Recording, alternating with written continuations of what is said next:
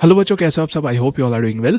तो जेके बोस की तरफ से एक नोटिफिकेशन आती है कुछ टाइम पहले, जिसमें वो ये चीज मेंशन कर रहे हैं कि वो प्लान कर रहे हैं किस चीज का, कि जो क्लास 10th की मैथमेटिक्स है उसको दो पार्ट्स में वो डिवाइड करेंगे, एक बेसिक लेवल मैथमेटिक्स और एक स्टैंडर्ड लेवल मैथमेटिक्स। तो बेसिकली इनका प्लान क्या है, फॉर एग्जाम्पल कोई ऐसा बच्चा जो क्लास 11th और 12th में मैथमेटिक्स नहीं पढ़ना चाहता है तो वो बेसिक लेवल मैथमेटिक्स के लिए जा सकता है।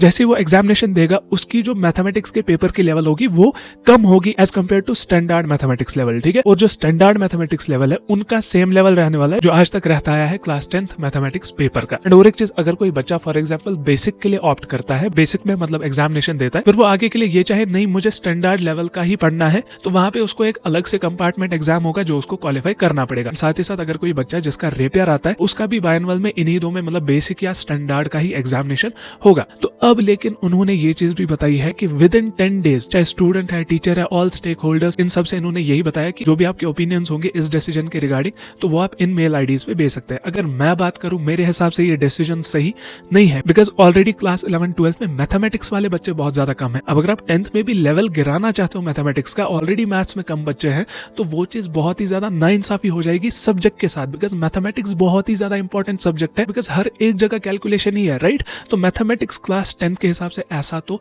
नहीं होना चाहिए बिल्कुल भी। फिर बच्चे को आगे को खुद तक होता है क्लास 11th में मैथमेटिक्स ले या ना ले। बाकी आप बच्चों का क्या कहना है वो आप कमेंट्स में जरूर बताएं।